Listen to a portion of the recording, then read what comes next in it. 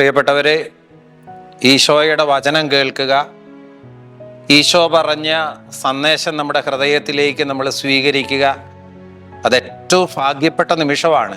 കാരണം ഞാൻ ആ നിമിഷം ആരുടെ കൂടെയാണ്? ദൈവത്തിൻ്റെ കൂടെയാണ്. അദൃശ്യനായ ദൈവം എന്നോട് സംസാരിക്കുകയാണ്. ദൈവം അടുത്തു നിൽപ്പുണ്ടെന്ന് നമ്മളെ ബോധ്യപ്പെടുത്തുന്നത് എപ്പോഴാണ്? ഞാൻ പ്രാർത്ഥനാപൂർവം ഈശോ പറഞ്ഞ വചനങ്ങൾ ഈശോയിലൂടെ തന്നെ നമ്മൾ കേൾക്കാനുള്ള ഭാഗ്യമാണ് നമുക്ക് കിട്ടുക.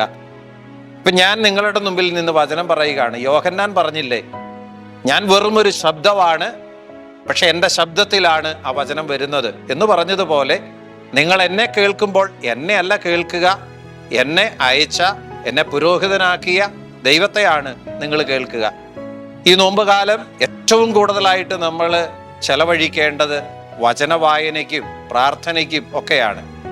അത് നമ്മുടെ ആത്മാവിൻ്റെ ഭക്ഷണമാണ്. നമ്മൾ ഭക്തിപൂർവ്വം നമ്മൾ സ്വീകരിക്കുക. നമ്മൾ ഇന്ന് ഈ നോമ്പുകാലത്ത് ചിന്തിക്കുന്ന ഒരു വചനം, ഈശോ മർത്തായുടെയും മറിയത്തിൻ്റെ ഭവനത്തിൽ ചെല്ലുകയാണ്.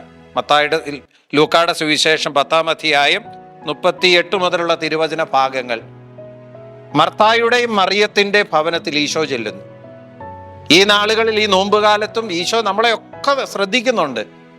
അപ്പോൾ നമ്മുടെ സ്വഭാവ രീതികൾ ആരുടേതുപോലെയാണ് എന്ന് നമ്മൾ കണ്ടെത്തണം. മർത്തായുടേതുപോലെയാണോ അതോ മറിയത്തിൻ്റെതുപോലെയാണോ?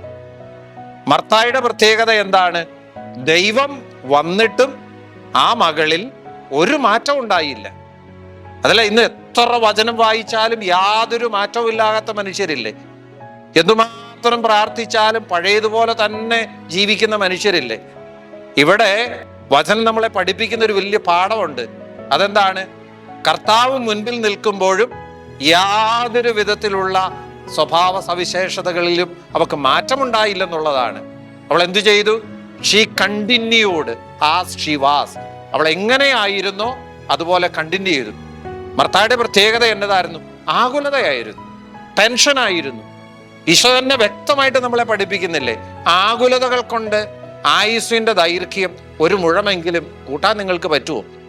പ്രിയപ്പെട്ടവരെ, ഈ ആകുലത കൂടിയാൽ, ടെൻഷൻ കൂടിയാൽ അടുത്ത സ്റ്റെപ്പ് എന്നതാണ്?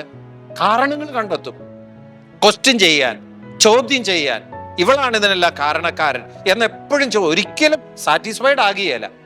ആകുലതയുള്ളൊരു മനസ്സിന്, ടെൻഷനുള്ളൊരു മനസ്സിന് ഒരിക്കലും നമുക്കൊരു തൃപ്തിയോ സന്തോഷമോ നമുക്ക് കണ്ടെത്താൻ പറ്റുകയില്ല. അതുകൊണ്ടാണ് നോമ്പുകാലം എല്ലാം മാറ്റി വെച്ചിട്ട് തമ്പുരാന്റെ മുമ്പിൽ ഇരുന്നു കൊടുക്കണം, ഈശോയോട് സംസാരിക്കണം, ഈശോ പറയുന്നത് കേൾക്കണം. അപ്പൊ മറിയം എന്ത് ചെയ്തു? ഈശോയുടെ സാന്നിധ്യം 1 ഇഞ്ച് പോലും അവളിൽ ഒരു വ്യത്യാസം വരുത്തിയില്ല. അതുകൊണ്ട് എന്ത് സംഭവിച്ചു? ചോദ്യം ചെയ്യാൻ തുടങ്ങി. എന്നിട്ട് ഐഡന്റിഫൈ ചെയ്തു, മേരിയാണ് ഇതിനെല്ലാം കാരണക്കാരൻ. പ്രശ്നം എൻ്റേതല്ല, എൻ്റെ ചുറ്റുമുള്ള സാഹചര്യങ്ങൾ.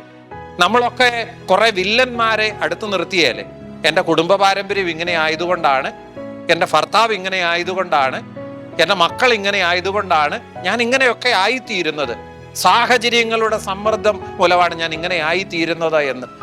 ഈശോ പറയുന്നത് എന്താണ്? ഏത് സാഹചര്യങ്ങളിലും സന്തോഷത്തോടെ ജീവിക്കാൻ പഠിക്കണം.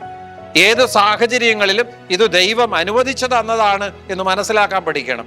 പ്രിയപ്പെട്ടവരെ, അപ്പം മറിയം എന്തു ചെയ്തു? അതാണ് നമ്മൾ ധ്യാന വിഷയമാക്കേണ്ടത്. ഈ നോമ്പുകാലത്ത് നമ്മൾ അനുവർത്തിക്കേണ്ട കാര്യം ഇതാണ്. മറിയം എന്തു ചെയ്തു? മറിയം ദൈവത്തിന് മുമ്പിൽ ഇരുന്നു. മർത്ത ഓടി നടക്കുന്നു. ദൈവത്തിന് മുമ്പിൽ ഒന്ന് ഇരുന്നു കൊടുക്കണം. ഈ ദിവസങ്ങളിലൊക്കെ പള്ളിയിലോ അല്ലെങ്കിൽ വീട്ടിൽ ബൈബിളൊക്കെ എടുത്ത് അല്ലെങ്കിൽ ഒരു തിരുഹൃദയ രൂപത്തിന് മുമ്പിൽ ശാന്തമായിട്ട് എവിടെയെങ്കിലും മനസ്സിനെ ഫോക്കസ് ചെയ്തുകൊണ്ട് നമുക്ക് ഇരിക്കാൻ പഠിക്കണം. മറിയം ശാന്തമായി ഇരുന്നപ്പോൾ ഈശോ പറയുന്നത് ശ്രദ്ധിച്ചുകൊണ്ടിരുന്നു. അപ്പൊ മറിയത്തിന്റെ ചിന്തയും ഈശോയുടെ ചിന്തയും ഒന്നായിട്ട് മാറി. അപ്പൊ ചിന്ത മാറുമ്പോൾ എന്ത് സംഭവിക്കും? വികാരങ്ങൾ മാറും. നമ്മുടെ പ്രശ്നങ്ങൾ കിടക്കുന്നത് വികാരങ്ങളിലാണ്. വികാരങ്ങൾ മാറുമ്പോൾ ജീവിതം മാറും. അതുകൊണ്ട് പ്രിയപ്പെട്ടവരെ, നോമ്പുകാലത്ത് നമ്മളെ അലട്ടിക്കൊണ്ടിരിക്കുന്ന കുറെ ചിന്തകളുണ്ട്, ഭാവിയെക്കുറിച്ചുള്ള ഉത്കണ്ഠകളുണ്ട്, നാളെ എങ്ങനെ ആകുമെന്നുള്ളതുണ്ട്, എനിക്ക് എന്തെങ്കിലും രോഗം പിടിപെടുമോ എന്നുള്ളതുണ്ട്. 100 തരത്തിലുള്ള ചിന്തകളിലാണ് നമ്മൾ നിൽക്കുക. നമ്മൾ എന്ത് ചെയ്യണം? ഇതിനെല്ലാം ഈ നോമ്പുകാലത്ത് നമുക്ക് മാറ്റിവെക്കാം. നമുക്ക് വചനത്തിന് മുമ്പിൽ, പ്രാർത്ഥനയുടെ മുമ്പിൽ, വിശുദ്ധ കുർബാനയുടെ മുമ്പിൽ ഇരുന്നു കൊടുക്കാം. അപ്പൊ മറിയം പഠിപ്പിക്കുന്ന പാഠം എന്താ? ദൈവത്തിന് മുമ്പിൽ ഇരുന്നു കൊടുത്താൽ നമ്മൾ ഫോക്കസ്ഡ് ആകും. ഫോക്കസ്ഡ് ആകുമ്പോൾ നമ്മളുടെ ചിന്ത മാറും. ചിന്ത മാറുമ്പോൾ വികാരങ്ങൾ മാറും. വികാരങ്ങൾ മാറുമ്പോൾ ജീവിതം മാറും. എൻ്റെ ഈശോയെ, നിന്റെ മുമ്പിൽ ഇരിക്കാനുള്ളൊരു മനസ്സ് എനിക്ക് തരണമെന്നൊന്ന് പ്രാർത്ഥിച്ച്. കർത്താവെ, എനിക്ക് എപ്പോഴും ഞാൻ അസ്വസ്ഥനാണ്. എനിക്ക് എവിടെയെങ്കിലും ശാന്തമായി ഒരു കുറച്ചു നേരം ഇരുന്ന് മെഡിറ്റേറ്റ് ചെയ്യണം, ധ്യാനിക്കണം, ചിന്ത മാറാൻ, ജീവിതം മാറാൻ. അങ്ങനെ പ്രശ്നങ്ങളെല്ലാം തീരാനുള്ള അനുഗ്രഹം തരട്ടെ. കർത്താവിൻ്റെ വലിയ കാരുണ്യവും കൃപയും നിങ്ങളുടെ മേൽ വരട്ടെ, ഇപ്പോഴും എന്നേക്കും.